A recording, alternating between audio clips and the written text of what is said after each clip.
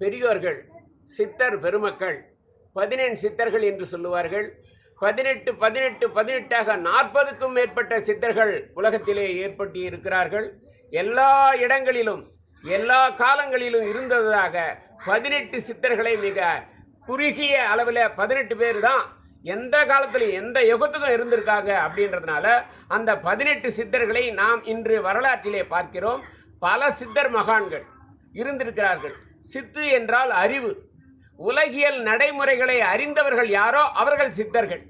அவர்கள் மெய், வாய், கண், மூக்கு, செவி என்று பஞ்சபூதங்களை தன் அறிவினாலே அடக்கியவர்கள்.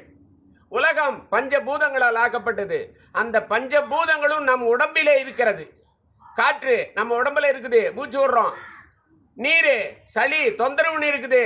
உள்ள இந்த எலும்பெல்லாம் சுட்டா மண்ணாக இருக்கிறது. அந்த ஆகாயம் என்று சொல்லக்கூடிய இதயத்தில் lub dub lub dub lub dub என்று அந்த ஆகாயத்தை காட்டக்கூடிய நிலையிலே நம்ம உடலே பஞ்சபூதங்களால் ஆக்கப்பட்டது. இதுக்கு பஞ்சேந்திரியங்கள்னு பேர். ஆனால் உலகம் பூரா பஞ்சபூதம். பூதம்னா என்ன? அளவு கடந்தது, பெரியது, நம்மால் விவரிக்க முடியாதது. அதுதான் பஞ்சபூதங்கள். ஆனால் நம்ம உடம்புல இருக்கிறது பஞ்ச இந்திரியங்கள். ஆகவே இந்த இந்திரியங்களை அந்த பஞ்சபூதங்களோடு சம்பந்தப்படுத்தும் போது நோயற்ற வாழ்வும் குறைவற்ற செல்வமும் எல்லா மக்களும் ஆண் பெண் பேதமே இல்லாமல் ஜாதி மதம் இல்லாமல் சித்தர்களுக்கு எல்லோருக்கும் ஒருவர் தான். இந்த ஜாதி அந்த ஜாதி அதெல்லாம் கிடையாது. அவர்கள் உலகத்தை உணர்ந்தவர்கள், உலக இயற்கையை உணர்ந்தவர்கள். அவர்களை வணங்கும் போது நம்முடைய பிறவி பிணிகள் தீரும்.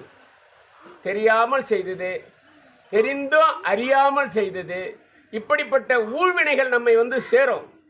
ஒன்று நன்றாக தெரிந்து கொள்ளுங்கள். ஒருவருக்கு நீங்கள் ஒரு கிளாஸ் தண்ணி கொடுத்தீங்கன்னா அதுக்கு உரிய ஒரு பலன் உங்களை சேரும். ஒரு வேளை ஒரு சோறு ஒருத்தருக்கு போட்டிங்கன்னா அதுக்குரிய பலன் உங்களை சேரும். சித்தர்கள் சொன்ன மகா ரகசியம் இது. நீ என்ன நினைக்கிறாயோ அதுவாக மாறுகிறாய் என்கிறார்கள். நல்லதை நினைப்போம், நல்லதை செய்வோம், 4 பேருக்கு வழிகாட்டுவோம், நாமும் நன்றாக இருப்போம். வாழ்க சித்தர் பெருமக்கள். அவர்கள் வழியிலே நாமும் வாழ்ந்து எல்லா வளமும் நலமும் பெற்று வாழ்வோம் என்று சொல்லி